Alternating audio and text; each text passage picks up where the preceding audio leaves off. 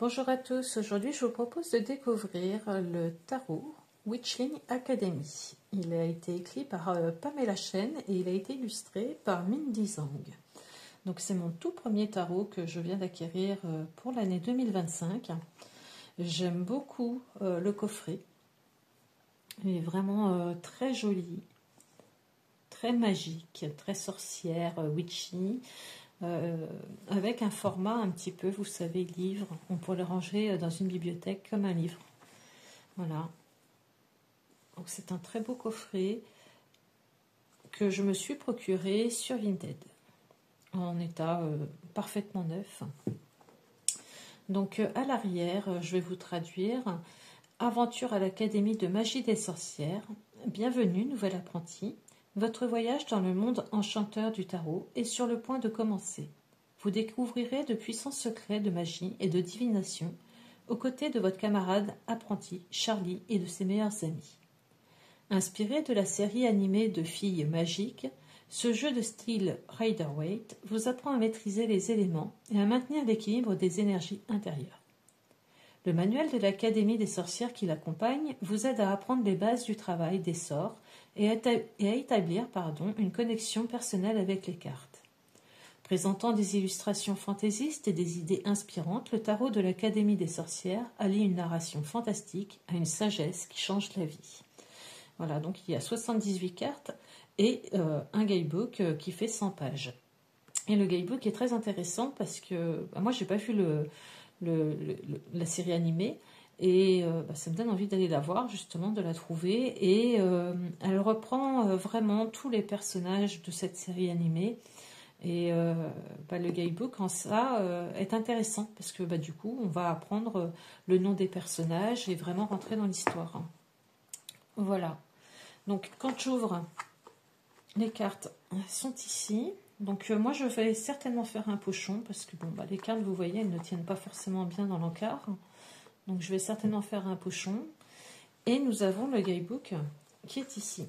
Et qui est très original, étant donné qu'il est retenu par une petite bannière avec félicitations pour votre acceptation dans l'Académie magique des sorcières. Donc, ça fait penser un petit peu à Harry Potter, mais pas que. Je ne sais pas si vous avez cette référence. Il y a également la série de livres. Alors, il y a 13 livres de Tara Duncan, Les Sorceliers, vous voyez, ça c'est le premier tome. Et ça me fait vraiment beaucoup, beaucoup penser à cette série. Peut-être plus même que Harry Potter, qui, évidemment, est bien connu. Tara Duncan est pareil, une sorcière. Elle est entourée de familiers. Et franchement, il y a quand même beaucoup de petites références qui me font penser à cette série que je vous invite à découvrir d'ailleurs. Elle est de Sophie Audouin Mamikonian, pardon. Et vraiment, c'est une série vraiment très très intéressante. Voilà. Donc, le petit guidebook, nous le sortons comme ceci. Voilà. C'est un guidebook de 100 pages qui est tout en noir et blanc. Ça aurait été sympa qu'il soit en couleur. Mais voilà, il a le mérite d'être là. Et je vous dis, il est très intéressant, très complet. Voilà, donc nous avons un sommaire. La charte de l'Académie magique. Alors vous verrez qu'il y a 4 maisons. Donc oui, un petit peu comme dans Harry Potter, nous avons 4 maisons. La lettre d'acceptation, justement, pour rentrer dans l'académie. Je trouve ça vraiment très bien fait. Voilà. Première leçon, on va vous expliquer comment utiliser tout ça. Là, on vous donne un petit tirage que vous pouvez faire quand vous avez votre jeu de cartes pour savoir qui il est, qu'est-ce qu'il va pouvoir apprendre, vous apprendre, qu'est-ce que vous allez apprendre avec lui. C'est intéressant, 3 questions. Et puis nous commençons avec les majeurs, les arcanes majeurs. Donc le fou. On a à chaque fois une incantation qui va avec la carte. et puis un texte. Voilà. Et vous avez également donc endroit et inversé. Vous allez voir les cartes, on peut les avoir dans les deux sens pour ceux qui veulent justement faire endroit et inversé. Donc on a ça pour toutes les arcanes majeures. Il est vraiment bien fait, hein. Ça vaut le coup vraiment de venir le traduire et de lire chaque carte. Parce qu'on apprend vraiment les personnages et je le trouve d'autant plus attachant de cette façon. Donc nous arrivons aux arcanes mineures, donc nous arrivons sur la maison des bâtons. Donc voilà, ce que je vous disais, ça fait vraiment penser un petit peu à Harry Potter avec les maisons. Donc on vous explique la maison de bâton, donc c'est la maison de feu avec le phénix comme protecteur. Et puis on va vous expliquer les couleurs et la personnalité des prochains apprentis qui pourraient y rentrer. Et puis nous arrivons directement avec l'as de bâton, pareil, une incantation. Vous avez à l'endroit et à l'envers. Et ceci pour toutes vos arcanes. Voilà. Ensuite, à la fin, nous avons quelques tirages intéressants à faire également. Voilà. Et puis à la fin, on a un petit... je ne sais même pas comment on pourrait le dire. Oui, bon, vous pouvez aller voir, vous avez des petits, par exemple, vous voulez savoir qui est Jamie Elford dans la série animée ou Jessica Tibeckham. Voilà, à chaque fois, on vient vous dire qui elle est ou qui ils sont. Le professeur, Madison Bright. Donc là, c'est là que je trouve vraiment ça intéressant parce que pour ceux qui n'ont pas vu justement la série animée comme moi, ça permet de rentrer vraiment dans l'univers magique de ce tarot. Et ça donne vraiment envie de la découvrir, hein, découvrir cette série animée. Surtout que voilà, c'est une période où on a besoin justement de fantaisie, de fantastique, de rêverie. Et ça s'y prête plutôt bien. Donc franchement, un guidebook, certes en noir et blanc, mais vraiment très bien fourni, très, très agréable à lire. Il faut vraiment penser à le traduire parce que ça serait dommage de le laisser de côté. Voilà. Et puis l'originalité, voilà, de venir le ranger avec cette petite bannière. Bon, alors j'avoue que moi il est neuf et vous voyez, je prends vraiment soin de le remettre. Je ne vais même pas le remettre là tout de suite parce que quoique, allez, j'ai peur d'abîmer le guidebook parce que voilà, vous voyez. Bon, il y est. Voilà.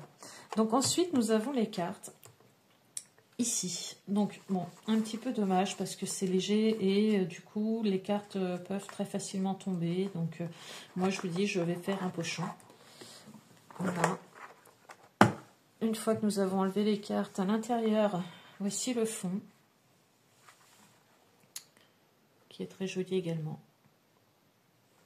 Donc, ça, c'est la carte du monde. Voilà. Donc vraiment, oui, un beau coffret. Dommage que les cartes n'aient pas un encart plus grand pour qu'elles puissent vraiment tenir dedans, ou un petit pochon qui aurait protégé les cartes. Parce que là, ça va obliger à avoir les cartes à côté dans un pochon et le coffret en présentation dans ma cartothèque. Voilà. Donc voilà, petit bémol de ce coffret, mais franchement, je ne regrette pas, il est très très beau. Donc nous avons ensuite le dos des cartes qui se présente comme ceci. Donc vous voyez, vous pouvez tout à fait faire le endroit et inversé. On retrouve les éléments, les épées, les bâtons, les deniers, les coupes. Je trouve le dos vraiment très joli, très apaisant, très féerique. Je trouve qu'ils l'ont vraiment bien réussi. Les tranches sont neutres. Donc je trouve ça vraiment top, vous le savez, parce que voilà, les tranches qui sont dorées, argentées, au fur et à mesure des brassages, ça part et ça rend un jeu, je dirais, moins moins magique qu'au départ.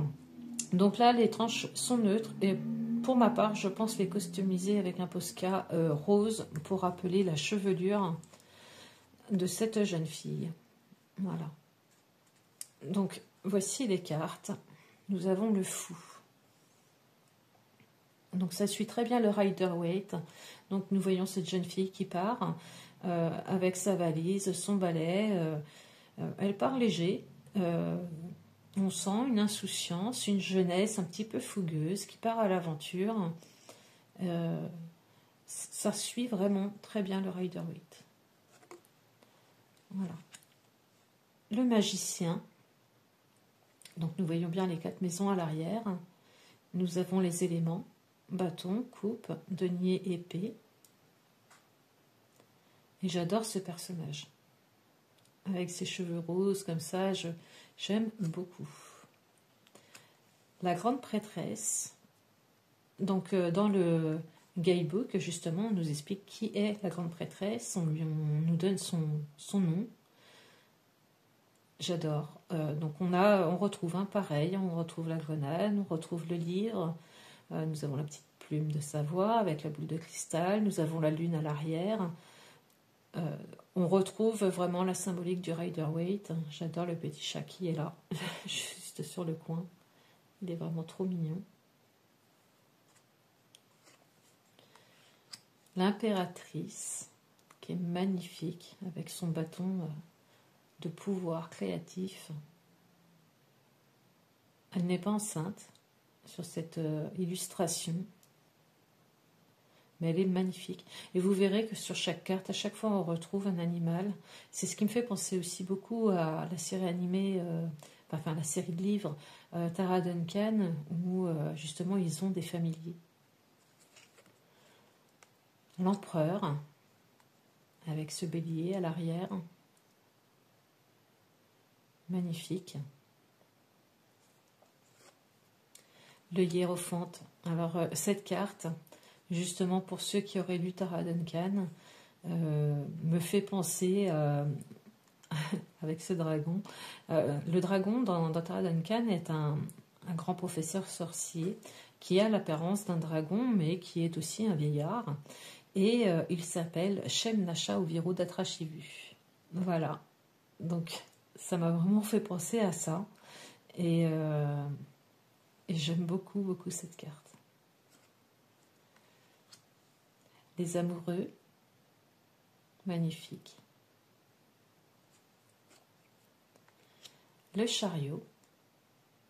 Avec ses chats un peu égyptiens. Alors, on a l'impression d'avoir un petit peu Edwidge, la chouette d'Harry Potter. C'est très mignon. La force, avec ce lion blanc ailé, et cette jeune fille qui tire les cartes. Elle est très très belle cette carte. Je l'aime beaucoup. L'ermite. Elle est toujours accompagnée de ce petit oiseau, hein, vous voyez.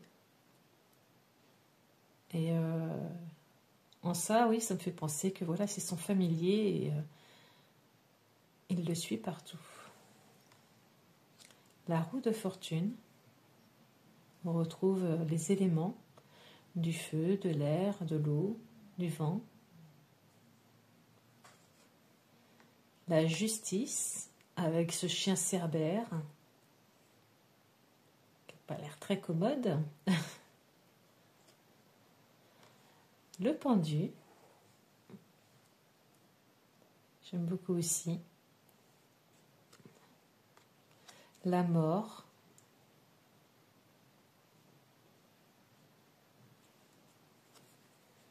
La tempérance.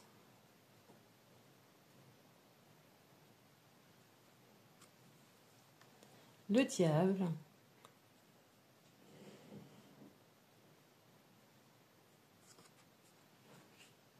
La tour. C'est vrai que là, j'ai très très envie de me plonger. Pour l'instant, je n'ai pas encore eu le temps, mais j'ai très très envie de me plonger dans le guidebook et d'apprendre justement chaque personnage, voire peut-être à essayer de trouver cette série animée Parce que, voilà, j'ai envie de savoir qui est ce personnage à la chevelure blonde. J'ai envie de savoir, justement, un petit peu l'histoire. L'étoile, avec toujours ce petit oiseau. La lune, magnifique carte. Le soleil, avec tous ses tournesols.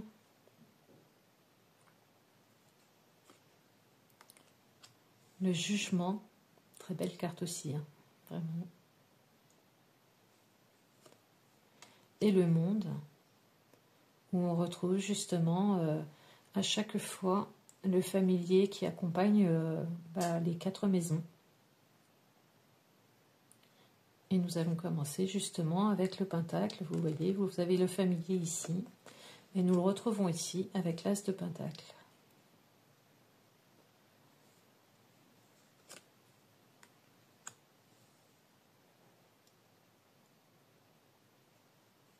J'aime beaucoup les expressions des visages.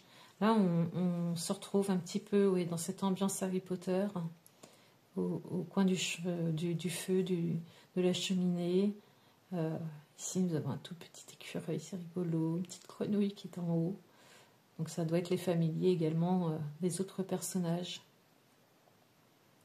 Et oui, on retrouve un petit peu cet univers également d'Harry Potter, mais on reste dans les sorciers, hein. C'est très witchy. Cette carte est sublime. Le 4 de pentacle.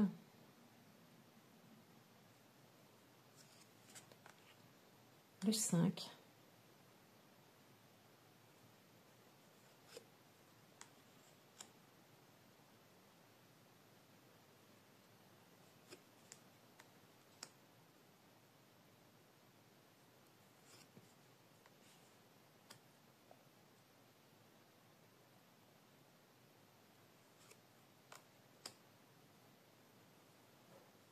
Ouais, j'aime beaucoup le personnage. C'est vrai que avec le petit lapin, juste ici. Puis vous voyez à chaque fois, je ne sais pas si vous le voyez bien à la caméra, mais là vous avez le petit écureuil qui réapparaît, la petite grenouille, l'oiseau, le petit lapin. On voit bien que chaque apprenti sorcier a son petit familier qui le suit partout. Et on le retrouve à chaque fois dans les cartes. Magnifique. Le valet de pentacle. Cette carte est sublime. Avec autant d'abondance autour.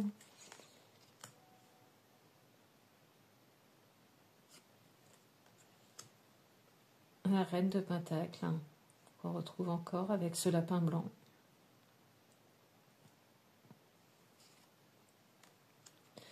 Et le roi. Donc de toute façon, oui, c'est des figures féminines à chaque fois. Donc le roi est féminin. Magnifique, hein, vraiment avec des couleurs. Je ne me lasse pas. Et nous passons à la seconde maison, la maison des coupes. Avec l'as, le 2. Donc là, vous voyez, vous avez le petit chat et le petit oiseau.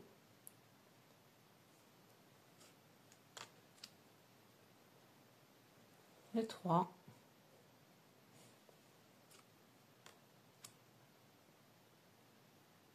Les expressions de visage sont vraiment très bien faites. Franchement, il y a ce côté manga aussi qui est vraiment très, très agréable. J'aime beaucoup la douceur des cartes. Ça me donnerait, oui, limite envie de relire les Tara Duncan. Ça me donnerait envie de voir cette série animée, de me replonger un petit peu dans cet esprit sorcellerie. Le petit hérisson qui est juste là derrière, je ne sais pas si vous le voyez, vous. Magnifique.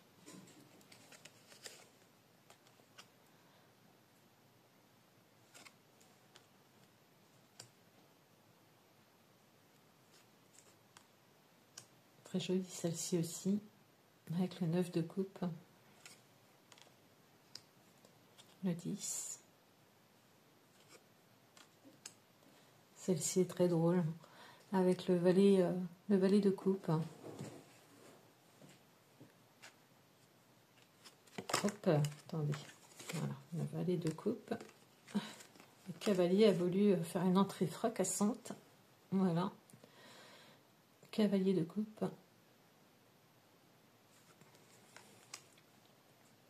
La reine. Et le roi féminin de coupe dans son beau coquillage.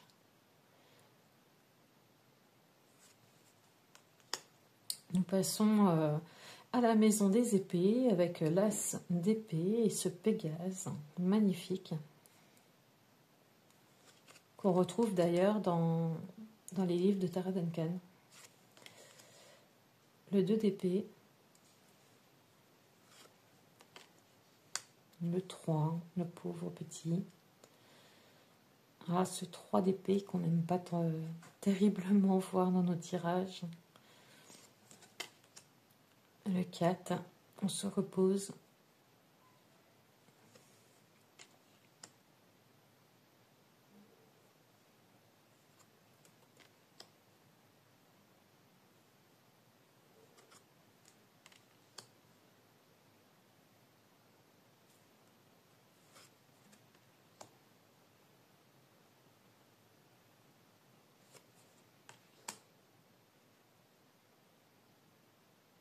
C'est rigolo, on voit le petit oiseau là, vous voyez, qui dort lui, mais profondément, tandis que la jeune fille, visiblement, passe vraiment une nuit pas terrible. Le 10.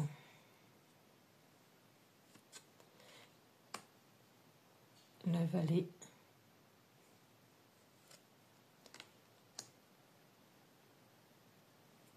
Donc ils ont vraiment chacun leur familier. Je serais curieuse de savoir d'ailleurs, dites-moi en commentaire, si vous aviez la possibilité d'avoir un familier qui vous suivrait partout, quel serait-il? Je serais curieuse de le savoir. Est-ce que ce serait une chouette, un petit oiseau, une panthère, un pégase, qui sait? Elles sont vraiment magnifiques les cartes. Et nous passons à la maison des bâtons avec le phénix.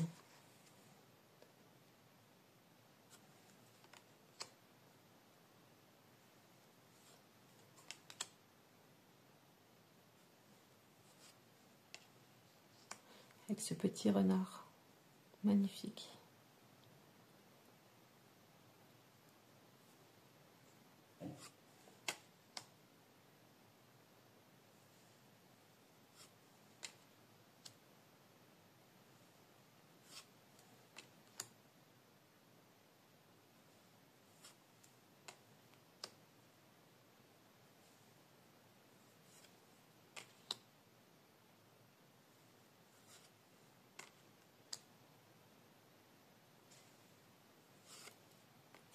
Celle-ci est très rigolote aussi. Hein.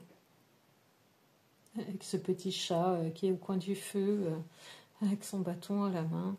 J'aime beaucoup. Alors là, on est sur un autre modèle de chat. Hein. Autant se le dire. Celle-ci est sublime. La reine de bâton, entourée de ses tournesols, avec son chat qui brandit les pattes vers elle. On a presque l'impression qu'elle sort de sa baguette un papillon de feu. Magnifique. Et le roi, qui est féminin également et qui est sublime. Vraiment haut en couleur. Avec ce petit lézard vert sur la main. Voilà. Donc c'est un jeu, comme vous l'avez vu, très witchy. Manga, qui donne envie, oui, de connaître les personnages, de se raconter une histoire avec les cartes. J'aime beaucoup. Ça change. C'est un jeu qui glisse super bien. Franchement, il n'y a aucun souci là-dessus. Il se brasse également très très bien. Voilà. Le fait que les... Voilà, décidément. Le fait que les tranches soient neutres, bah, c'est un plus, hein, je trouve. Parce que bah, au moins, il ne s'abîmera pas. Et bah, je peux personnaliser les tranches comme je l'entends. Je peux m'approprier le jeu, lui apporter mes propres énergies. Voilà. Alors, les cartes sont un petit peu fines. C'est pas... mais ça va. Franchement, j'ai vu pire. C'est pas de la grosse carte, hein. Mais elle glisse très bien, elle se brasse très bien, elle s'étale également très bien, voilà. Donc vraiment un très bon jeu. Dites-moi ce que vous en pensez. Est-ce que vous l'avez déjà en votre possession? Est-ce que ça vous a donné envie de l'avoir, hein, dans le cas échéant? Et oui, j'aimerais savoir quel familier vous accompagnerait dans la vie de tous les jours si vous aviez la possibilité. Et puis dans quelle maison vous aimeriez rentrer? Ça m'intéresserait aussi. Est-ce que vous seriez plus dans la maison de coupe, dans la maison de bâton, dans la maison d'épée? Je serais curieuse de savoir. Voilà. N'hésitez pas à me faire un petit retour. J'étais ravie de vous présenter ce premier tarot que j'ai pour cette année 2025. Je vous embrasse et je vous souhaite une bonne journée.